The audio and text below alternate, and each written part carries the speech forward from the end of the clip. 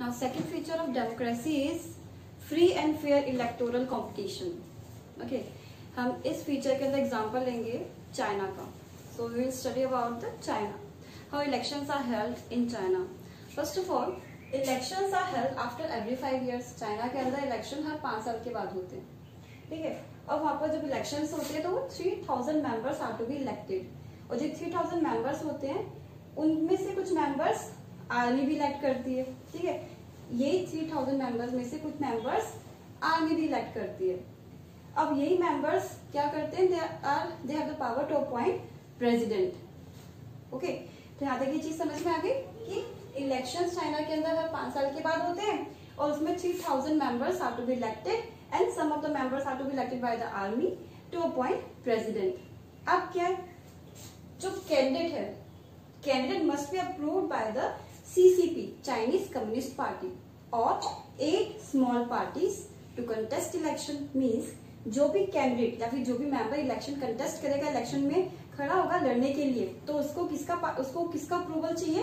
He needs the approval of Chinese Communist Party और 8 small parties to contest elections. तो वहां की जो पब्लिक है उनके पास कोई ऑप्शन नहीं है. तो गवर्नमेंट कौन सी पार्टी से फॉर्म होगी. So government is always formed by CCP, means Chinese Communist Party, and the people which are present in China has only one option to choose or to vote, which is CCP. So how can we say that China is a democratic country? वहाँ पे elections हो रहे हैं, ठीक है, but political party तो एक ही है. And हमारा जो फीचर है, सेकंड फीचर डेमोक्रेसी का क्या है, free and fair electoral competition होना चाहिए. तो यहाँ पर तो कोई दूसरी अपोजिशन पार्टी ही प्रेजेंट नहीं है, तो किस चीज का competition. So we can say that China is not a democratic country. Now with taking the example of Mexico country, we will continue with the explanation of free and fair electoral competition. What happened in Mexico? Okay, first of all, after 1930 elections are held after every 6 years. Second point is this, but until 2000, PRI, what is PRI? Institutional Revolutionary Party, won elections. In 1930, Mexico got its independence, and after that elections are held after every 6 years. This point is clear. What happened next? But until 2000 tak, Institutional Revolutionary Party won every elections. Why this happened so? Opposition party contest election but never won. In Mexico there were opposition parties but they never won any election. But why? What is the reason behind all this? Because PRI uses dirty tricks to win the elections. And what are those dirty tricks which are being used by the PRI? Government teacher forced parents to vote PRI party. The teachers which are present in government schools, they are forcing the students' parents to vote only PRI party. Second, media always ignored the work which had been done by the other opposition party. Then polling booth. The polling booth were mostly replaced at their position, and which makes the people difficult to find and to cast their vote. And the large sum of money has been sent by the PRI party for its candidate during its campaign. So these are some dirty tricks which are being used by the PRI Institutional Revolutionary Party to win elections. So that's why we can say until 2000 Mexico was not considered as a democratic country. Why? Because elections were not held fairly. Because in Mexico, PRI party always won election by using dirty tricks. Okay, thank you. Third feature of democracy is one person, one vote, one value.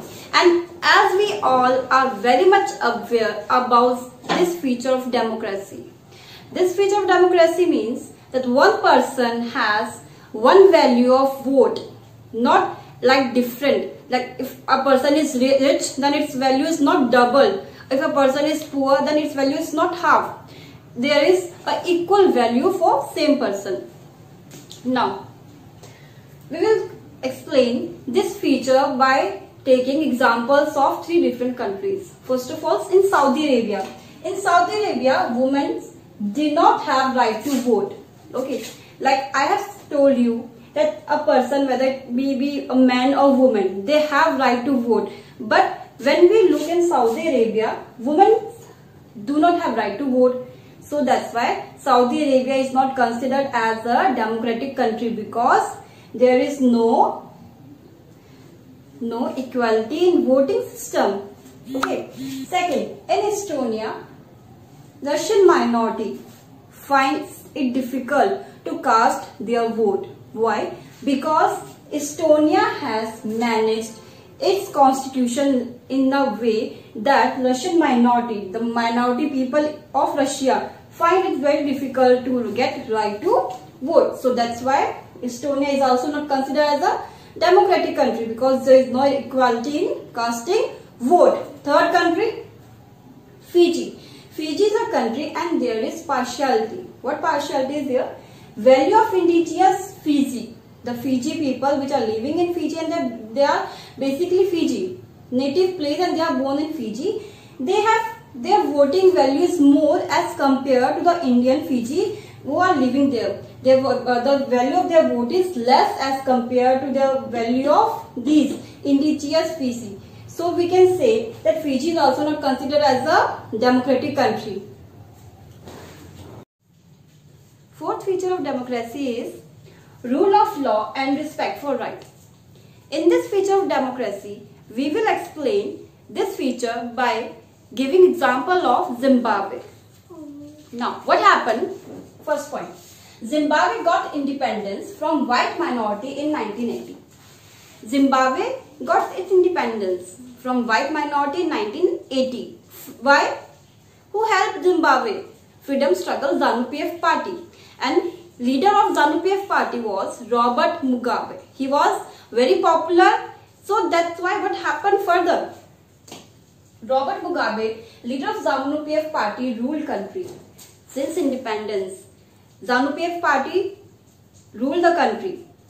But to win election, he uses unfair means. And what were those unfair means? First, changed constitution and increased power of president, which result in less accountable.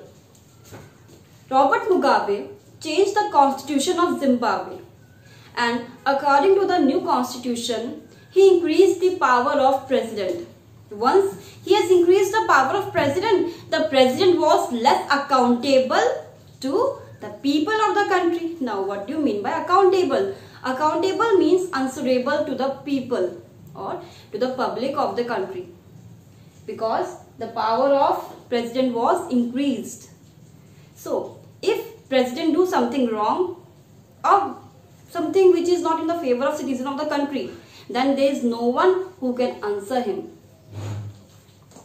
Next, harassed opposition party. In Zimbabwe, there were opposition party, but they were harassed by ruling government or ZANU-PF party, and also journalists. Newspapers were free there. Journalists can write, but when they write against ZANU-PF party or the ruling government, strict actions were taken against them. Next, according to the law, people cannot criticize president. There was a law that the people of the country cannot criticize ruling government. If demonstrations, what do you mean by demonstration? जैसे rallies वगैरह निकलती है ना, कि अगर government ने कुछ काम गलत किया है, वो पीपल को पसंद नहीं आया, तो वहाँ के लोग क्या करते हैं, उनके खिलाफ रैलीज निकालना स्टार्ट कर देते हैं. But this thing was totally ban in Zimbabwe, because there was a rule that people cannot criticize the president. TV, radio were controlled by government. Means the things which were shown on TV and which were audible to the radio were only in the favor of ZANU-PF party. So this is wrong, because people of the Zimbabwe only get the news according to the ZANU-PF party. Last, judiciary was not free. What do you mean by this? Judgment which were given by court system were sometimes not followed by ZANU-PF party or the ruling government, which is not feature of a democratic country. So we can say that Zimbabwe is not following the feature of democracy, so that's why it is not democratic country.